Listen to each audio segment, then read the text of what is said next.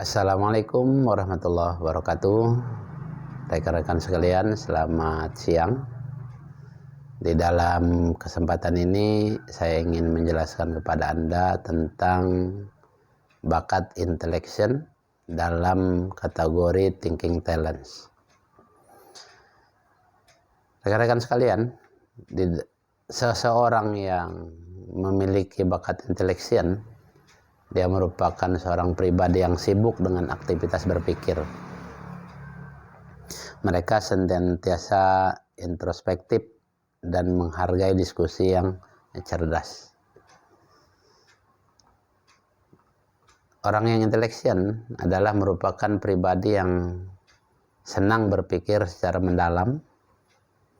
Kemudian dia merenung sampai mendapatkan esensinya, sampai mendapatkan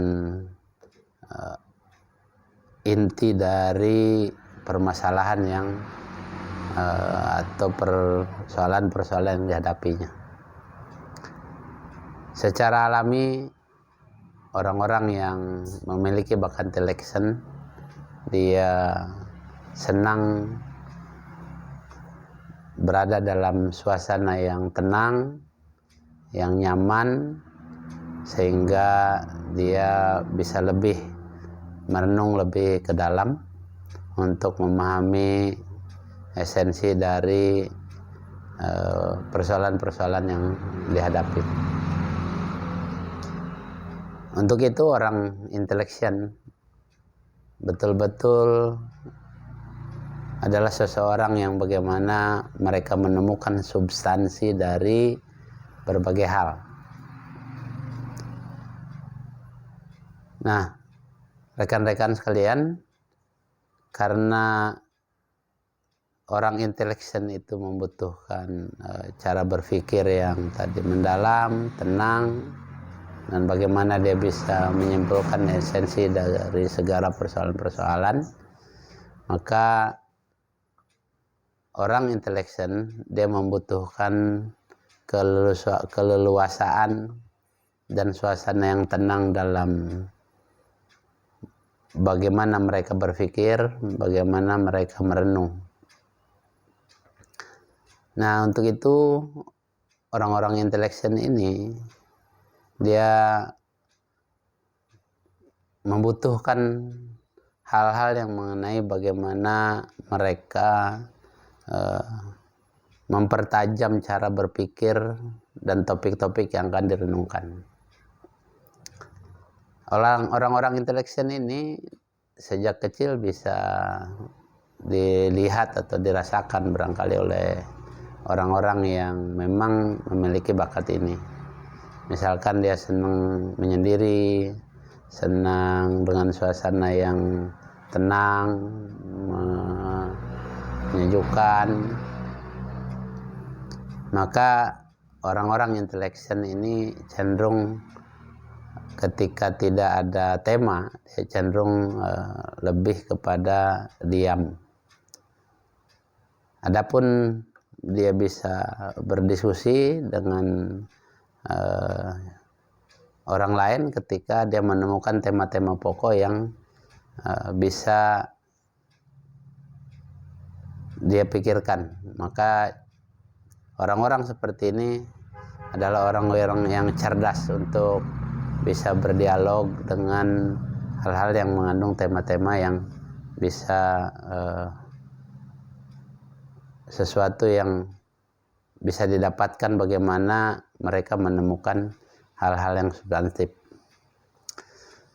Untuk itu orang-orang intellection ini butuh mengembangkan diri agar bagaimana konsep-konsep yang dia renungkan kemudian bisa dia merumuskan untuk disampaikan kepada orang lain, baik berbentuk verbal maupun berbentuk tulisan. Tetapi barangkali orang-orang seperti ini perlu mewaspadai diri karena terkadang karena cara berpikirnya itu betul-betul mendalam, bahkan orang-orang melihatnya tidak praktis, terlalu konseptual. Nah, orang-orang yang memiliki bakat intellection ini, ketika misalkan digabung dengan bakat lain, misalkan bakat ideation, bagaimana mereka mampu menyusun sebuah konsep secara verbal ataupun tulisan, maka sangat tepat untuk orang-orang yang bekerja di dunia jurnalis, karena mereka betul-betul bagaimana bisa memberikan gambaran kepada orang lain tentang apa yang mereka lihat, apa yang mereka pikirkan, kemudian bagaimana mengkomunikasikannya kepada orang lain. Kemudian ketika Anda sebagai orang intellection, nah ketika dia digabungkan dengan bakat lain, misalkan bakat communication, kemudian connectedness, maka orang ini mampu memberikan saran kepada orang lain dan nasihat, sehingga mereka bisa memberikan edukasi kepada orang lain, karena mereka memahami substansi yang mudah dipahami. Maka orang-orang seperti ini sangat cocok dengan hal-hal yang berkaitan dengan dunia pendidikan.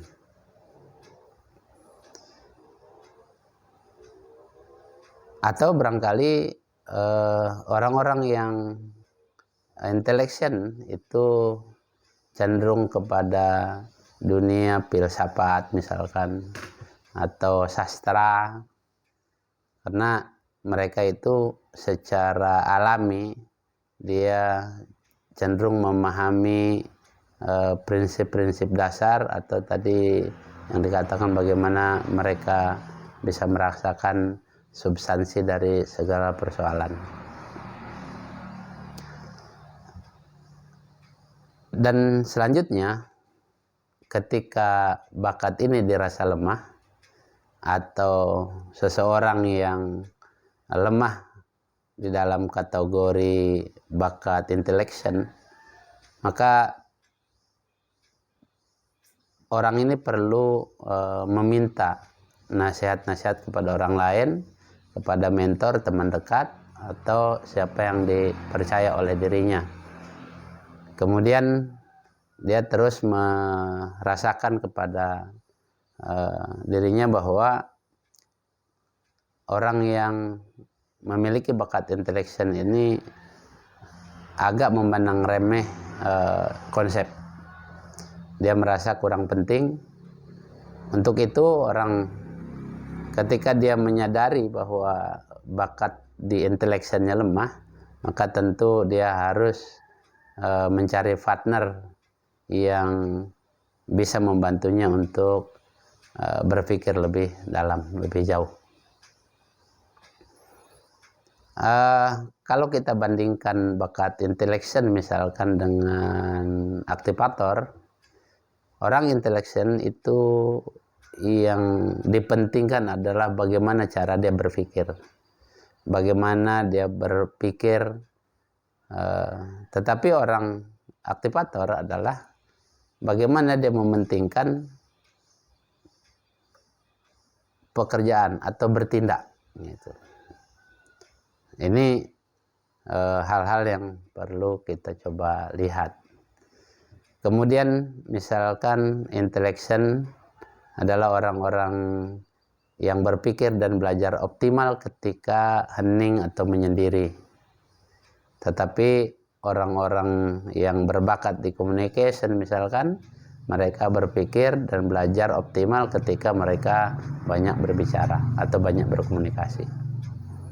Demikian barangkali ada bermanfaat untuk kita semua, untuk Anda, untuk saya. Sampai jumpa lagi di season berikutnya. Assalamualaikum warahmatullahi wabarakatuh.